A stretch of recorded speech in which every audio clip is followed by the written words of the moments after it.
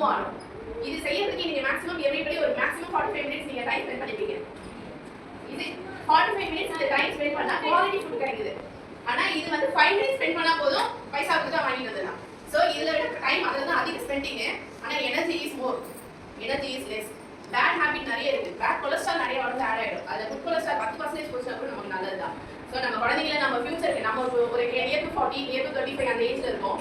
நம்ம ஹெல்த்தியா இருக்கிறதுக்கு நிறைய பேட்டர்ன் ஆகும். நம்மளே ஒரு 1 hour ஒர்க் பண்ணாலே டைட்னஸ் வந்துது. நான் நம்ம அம்மா பாத்துட்டீங்களா 65 அரௌண்ட் 70 அரௌண்ட் 90 அவங்களாம் பாத்தீங்கன்னா நீங்க டயர்ட் ஆக மாட்டாங்க. நமக்கு செய்வாங்க, அவங்க வேற பிள்ளைங்க செய்வாங்க. இத சாப்பிடலாமா வேண்டாமா?